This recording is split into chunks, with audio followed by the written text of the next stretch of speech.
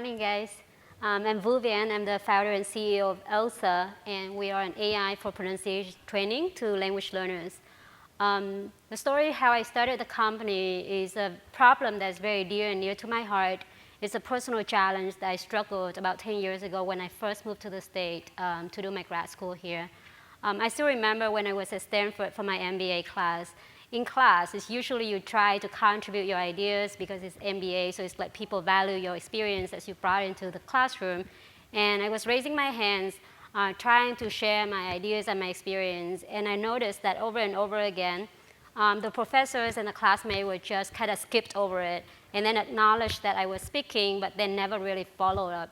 And then 5 minutes later, people would be raising their hands, saying the same thing. And then people started thinking that was such a genius idea, and they started jumping into this class. And there I was sitting thinking, maybe I didn't speak loud enough, maybe I was too small, maybe I should raise my hand bigger or something like that. But then I started getting feedback from my friends and professors that it's mainly because they didn't understand me fully, and they didn't want to embarrass me by stopping me and trying to clarify all the time, right? So this is a problem not only happening to me, but to a lot of my friends and my colleagues that came from an international background. It's not that we don't know English. We could read and write really well. We probably know about grammar more than an average American would have known just because we learned English in grammar for like 12 and 18 years.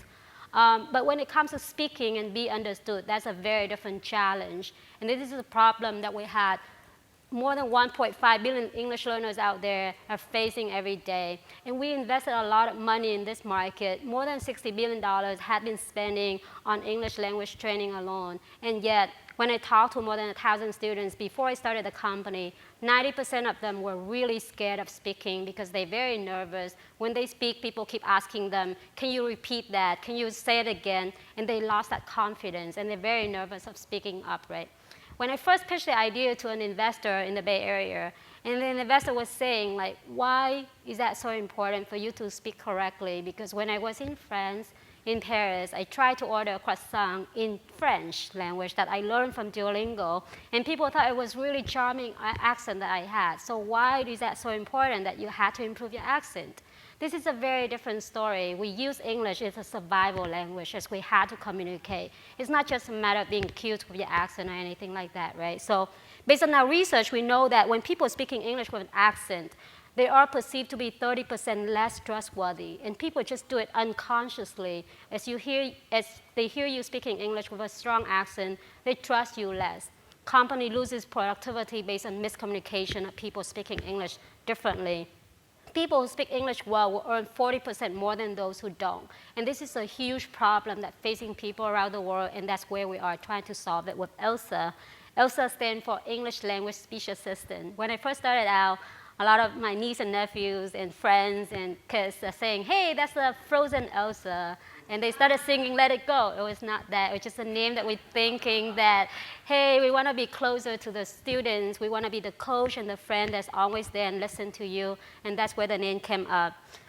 Together with my CTO, who's like having more than 15 years of experience in speech recognition and AI, we're working with the leading experts and advisors in both speech and linguistics. We're building ELSA with our proprietary speech recognition technology that we built it from scratch in-house. And what we do is we have the very unique ability to pinpoint to users what errors they make as they speak English. So we show them a sentence or a word, and then we, in this example here, when we show them the word cup, not only that we say, hey, you might have spoken it differently and incorrectly, we pinpointed to them exactly what errors they make. So for example, Vietnamese people usually would have spoken this word as coop instead of cup. It's just because that's how we said it in our own languages. And so here we go, we are saying that, hey, you might have said oo sound, and then they can listen to what that sound might have sounded to them. And then the correct sound is And then on the top, we then give them the instruction, hey, this sound should be pronounced as a schwa, the soft sound in English instead of the oo sound.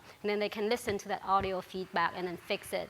And for me, this is extremely important. It's not enough just to tell people that, hey, you speak it incorrectly, but it has to be pointed to me how I'm speaking it incorrectly and how to fix it. Because for English learners, after 8 years old, your ears stop developing this ability to recognizing difference in the sounds, especially if that sound doesn't exist in your own languages, right? Before 8 years old, you could do that, but after that, it's not enough for you just to listen to the sample voice and then try to mimic it because you haven't really known that that's how it should be said. And this is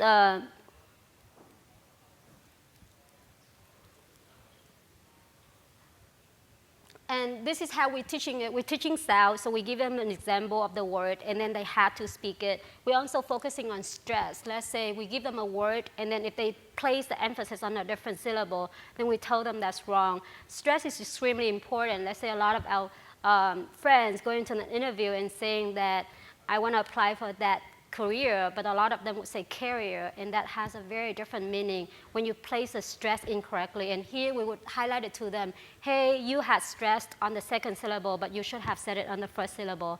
And that's how and then at the end we show them what's your native score. So from 0% to 100%, 100% being a native speaker, we show them, hey, you might be 60%, 80%, and how you're gonna progressing towards your native score that you get at the end of the day for every single sound, and then overall score that you can get. This is an example that I just want to show real quick about how that should work in reality. And it's an example that I had personally. I had saying this wrong for years and years without never really knowing that it's wrong until I walked into an interview for a management consultant position when I was at Stanford. And I was saying that, can I get that information sheet right in front of him? And he was like just staring at me. I'm like, what's wrong with that?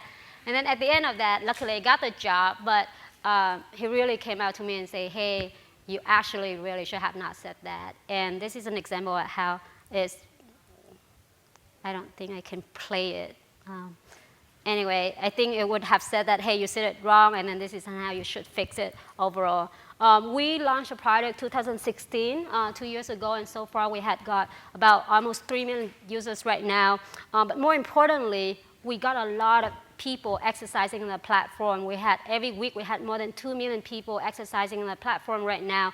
And that's really important for our data because we use AI and deep learning, and that's going to help us really, really retrain the model and making it better and better and more accurate for people around the world. We have been building English for ELSA, ELSA for English. Right now, we are opening the platform for teachers around the world to start putting the content to the platform and using ELSA as a tool for the students to do homework at home. We also started going to do ELSA for other languages as well. Like we're going to start continue with Spanish and then expanding to other languages around the world. Thank you so much.